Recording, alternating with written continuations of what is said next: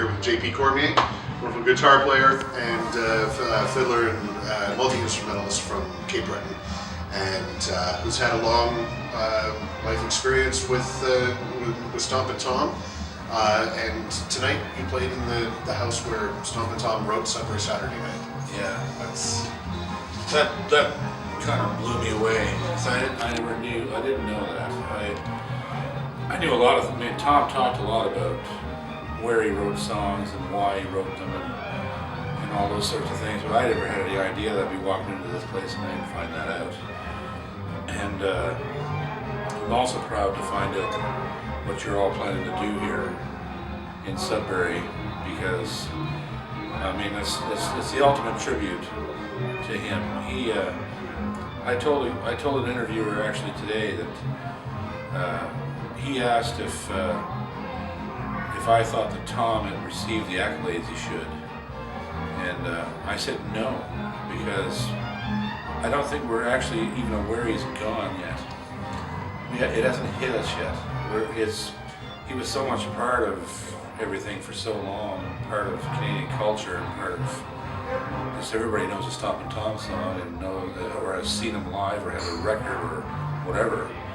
I think that as time goes on, that Tom's legacy will actually become clearer. We'll start to actually see. We'll look back and see what he did and think to ourselves, man, if he hadn't done that, we might not be doing this.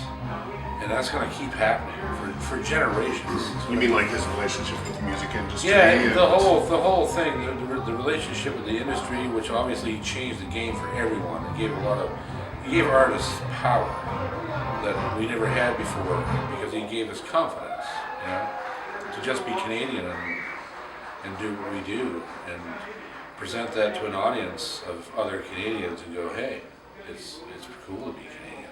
Mm-hmm. I don't have to do anything else. I can travel all over the world, but when I come home, I'm still Canadian. This is what I do.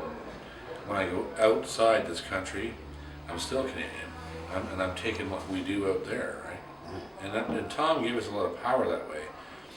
Strangely enough, by staying in the country, he never toured outside Canada, and that was an interesting ploy on his part that he just never could have.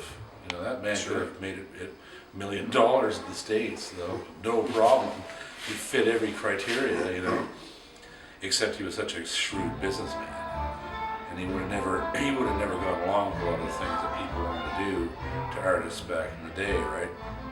And so yeah, I think as we go forward in time, we'll see more and more of his influence and his legacy in the business and his legacy in music and his influence on people.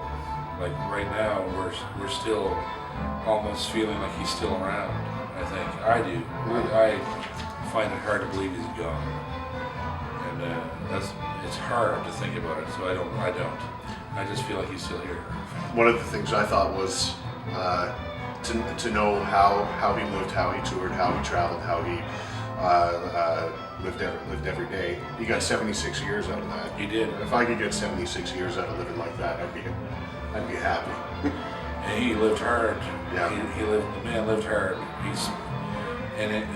And I say that it's all relative, right? Because I'm talking about a man that smoked 5 packs of cigarettes a day and drank copious amounts of beer and traveled by foot. He walked across Canada 3 or 4 times in his lifetime. Walked across the country. Walked and hitchhiked and with nothing, no money, no nothing. Just his clothing and a guitar. Like, the fact that he even survived past his 25th birthday is a miracle. But it was in him. That's what he was meant to do. And he was meant to be here just as long as he was. And strange, so strange that none of those things took him away. He died of old age. He just did. He wasn't sick. He just died of old age. He died of kidney failure. Well, hopefully it's a senior's disease well, at that age, right? hopefully it was the rebellious spirit that that kept him with us as long as And he was right to the end. I talked to Tommy, his son, and I talked to Tom too on the phone just a couple weeks before he died. And at the time, they weren't telling me how bad it was. But after he passed away, Tom Jr. told me that he was up until the last couple of days playing chess with people. Like that's how he just didn't care. Like he's like, oh, whatever, let's play chess.